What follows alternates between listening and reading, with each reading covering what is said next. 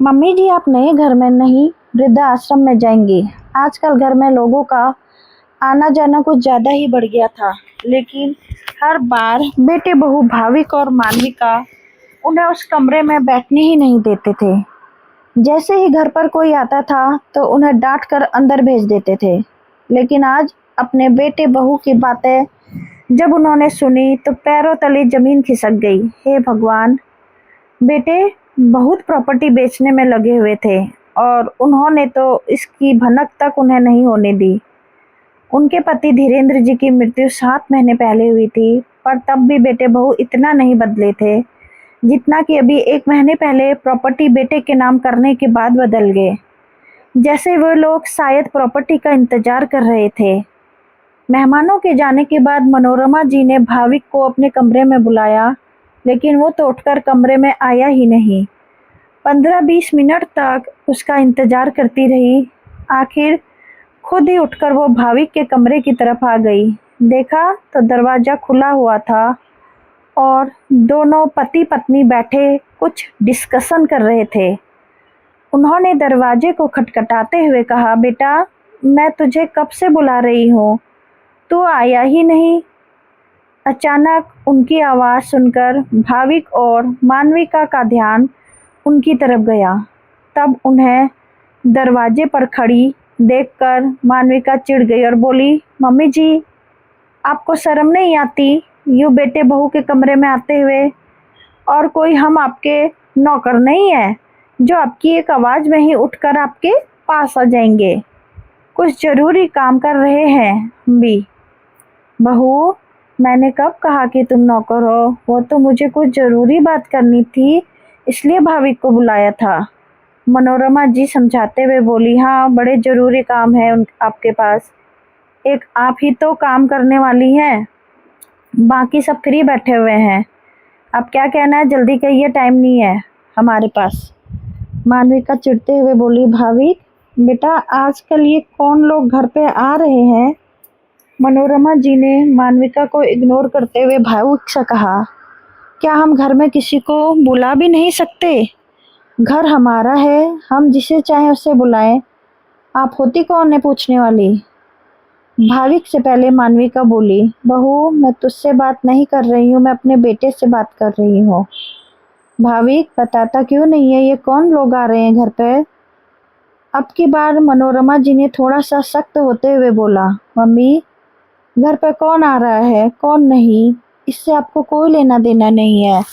अब घर हमारा है और आपको जानने का इतना ही शौक है तो बता दूं कि हम ये घर बेच रहे हैं। भाविक ने कहा, लेकिन घर क्यों बेच रहे हो? और घर बेच दोगे तो जाओगे कहाँ? और इसके लिए तुमने मुझसे एक बार भी पूछना ठीक नहीं समझा? मनोरमा जी ने अपनी आवाज़ तेज करते हुए कहा, मम्मी, ये घर ही क्या है, हम तो दूसरा घर और दुकान भी बेच रहे हैं और उसके बाद फिर हम मानविका के मायके वाले शहर में शिफ्ट हो जाएंगे और वहीं कुछ बिजनेस करेंगे। भाविक ने बेफिक्री से कहा, जो यहाँ नहीं कमा पाया वो वहाँ क्या कमाएगा? ख्याली पुलाव बनाने से कोई बिजनेस नहीं बन जाता। क्या इसी के लिए ये प्रॉपर्टी मैंने तुम्हारे नाम की थी? तुम्हें वहाँ शिफ्ट होना है तो बिल्कुल शौक से हो जाओ, लेकिन अपने दम पर हो। यहाँ की प्रॉपर्टी तो मैं बेचने नहीं दूंगी। मनोरमा जी ने भाविक को डांटते हुए बोली, 1 मिनट मम्मी जी, अपनी आवाज़ नीचे करके बोलिए। हम कोई आपके गुलाम नहीं है, जो आप जैसा कहेंगी हम वैसा करते रहेंगे।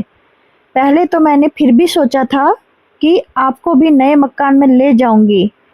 आखिर नौकर की ज़रूरत तो मुझे है, तो नौकर की जगह मैं आपको रख लूंगी। लेकिन अब तो बिल्कुल नहीं। आप वृद्ध आश्रम में रहने लायक ही हो। मानविका बेशर्मी से मनोरमा जी को उंगली दिखाते हुए बोली। ये सुनकर मनोरमा जी हैरानी से भाविक की तरफ देखने लगी। उन्हें अपनी तरफ देखकर भाविक बोला, मम्मी, तुम अपना बुढ़ापा खुद ही खराब कर रही हो। कहाँ तो बेटे बहू के साथ नए घर में रहने का मौका मिलता आपको, वहाँ रूखी सूखी रोटी दोनों टाइम मिल जाती आपको, और कहाँ अब वृद्ध आश्रम में अपनी ज़िंदगी बितानी पड़ेगी। सही बात है, कुछ लोगों को अपने पैरों पर कुल्हाड़ी मारने की आदत होती है। भाविक भी बेशर्मी से बोला। उसके बाद सुनकर मनोरमा जी हैरान परेशान सी एक टक उसे देखती ही रह गई। यह देखकर मानविका बोली, अब निकलिए कमरे के बाहर, हमें और भी बहुत से काम है। कहते हुए मानविका ने मनोरमा जी को बाहर धकेलते हुए दरवाजा उनके मुंह पर बंद कर दिया। आंसू बहाती हुई मनोरमा जी अपने कमरे में वापस आ गई।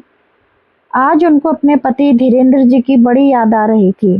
साथ ही याद आ रहा था उनकी वो बातें जो अक्सर कहते थे। कितना समझाते थे वो अपने बेटे भाविक को, लेकिन हर बार वो खुद उन्हें रोक दिया करती थी। आखिर भाविक काफी मिन्नतों के बाद शादी के 8 साल बाद पैदा हुआ था। इस कारण मनोरमा जी उससे बहुत ममता रखती थी। उसकी सही गलत हर ख्वाहिशें पूरी करती थी। धीरेन्द्र जी कितना डांटते थे उन्हें, लेकिन वो तो सुनकर अनसुना कर देती थी। भाविक पढ़ने लिखने में भी कुछ खास नहीं था। उसके एक बार बोलने पर ही उसकी सारी इच्छाएं पूरी हो जाती थी। तो भला क्यों मेहनत करता। जब बड़ा हुआ तो पढ़ा लिखा तो कुछ खास नहीं था, इस कारण नौकरी मिल जाती। इसी संभावना बिल्कुल नहीं थी तो धीरेन्द्र जी ने अपनी कपड़ों की दुकान थी। धीरेन्द्र जी ने उसे संभालते थे क्योंकि भाविक का काम धंधे में भी कोई मन नहीं लगता था। पर धीरेन्द्र जी ने इतने सालों में अपना घर दुकान के अलावा एक मकान और बनवाया था, जिसे उन्होंने पूरी तरह से किराए पर चढ़ाया था, जहां से महीने के 50,000 रुपये किराए में आ जाते थे। अब किराए का पैसा, दुकान की कमाई तो कमी क्या थी।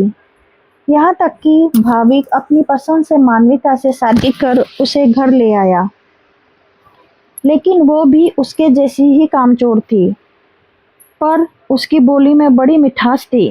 मनोरमा जी से तो बड़ा मीठा मीठा बोलती थी।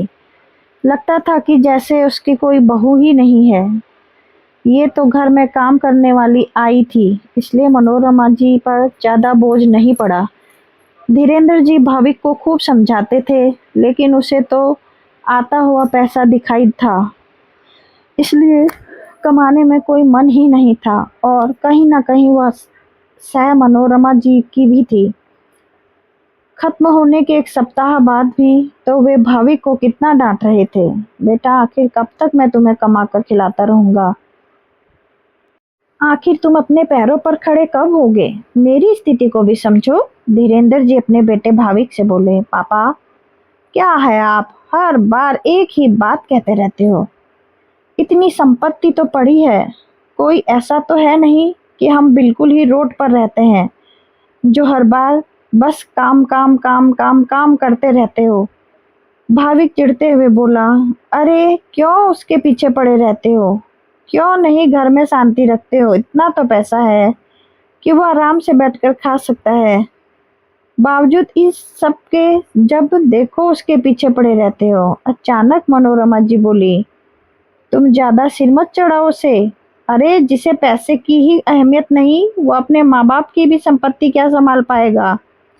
अगर बच्चा काबिल है तो वो बनी बनाई संपत्ति को भी नष्ट कर देता है।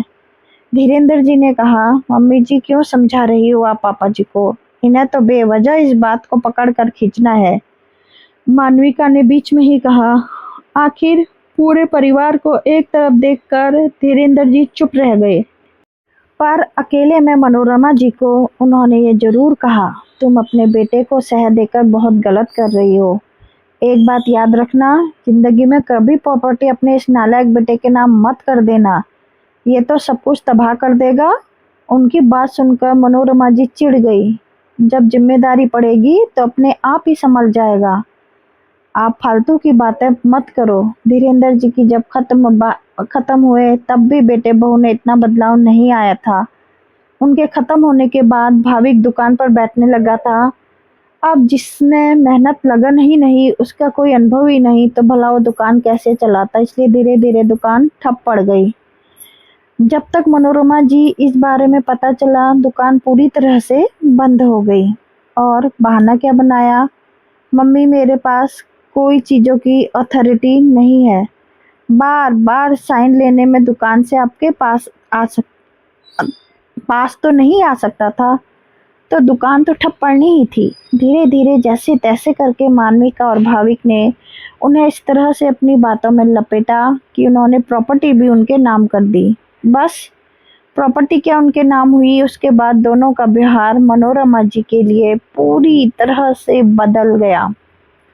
अब तो वो उनके कमरे में आकर झांकते तक नहीं थे, लेकिन आज समझ में आ रहा था कि धीरेन्द्र जी फालतू की बात नहीं करते थे और उन्होंने बिल्कुल सही कहा था कि प्रॉपर्टी अपने बेटे के नाम मत कर देना। उसकी हरकतें ऐसी हैं कि वो प्रॉपर्टी को नष्ट ही कर देगा। पर मनोरमा जी इस प्रॉपर्टी को बिकने देना नहीं चाहती थी, तो कैसे उन्हें रोके। तब उन्हें याद आया धीरेन्द्र जी के दोस्त राजेश जी उनकी मदद कर सकते हैं। शाम को मंदिर के नाम पर वो घर से निकली और सीधे उनके घर पहुंची। वहां जाकर उन्होंने अपनी सारी समस्या बताई तो राजेश जी ने कहा, भाभी आप क्यों परेशान होती हैं, प्रॉपर्टी अभी बिकी थोड़ी ना है, और वैसे भी कानून की नई व्यवस्था के अनुसार माता पिता बच्चों से प्रॉपर्टी वापस ले सकते हैं। आप कानून का सहारा लीजिए और प्रॉपर्टी वापस अपने नाम करवा लीजिए। राजेश जी की बात मनोरमा जी को जच गई और आखिर राजेश जी और उनके बेटे की मदद से उन्होंने प्रॉपर्टी दोबारा अपने नाम करवा ली। हालांकि भाविक और मानविका ने इसका काफी विरोध भी किया, लेकिन दोनों कुछ कर पाए। मनोरमा जी उन्हें अपना बंदोबस्त कहीं और करने के लिए कह दिया। अब दोनों किराए के कमरे में रह रहे हैं और जैसे तैसे अपने दोनों वक्त के खाने का बंदोबस्त कर रहे हैं। हालांकि बाद में दोनों ने अपनी गलती के लिए माफ़ी भी मांगी, लेकिन मनोरमा जी ने उन्हें माफ़ करने को से साफ इनकार कर दिया। आखिर दूध का जला तो छाछ भी फूंक फूंक कर पीता है। इस बार इतना कुछ सहन कर लिया, अब दोबारा सहन करने की शक्ति उनमें नहीं थी। इसलिए अब इस घर के दरवाजे उन्होंने अपने बेटे बहू के लिए हमेशा हमेशा के लिए बंद कर। कहानी को अंत तक सुनने के लिए तहे दिल से धन्यवाद, और आप लोगों के इतने प्यार और सपोर्ट के लिए भी बहुत दिल से धन्यवाद। ऐसे आप लोग मुझे सब्सक्राइब कीजिए और आगे बढ़ाइए। Thank you so much.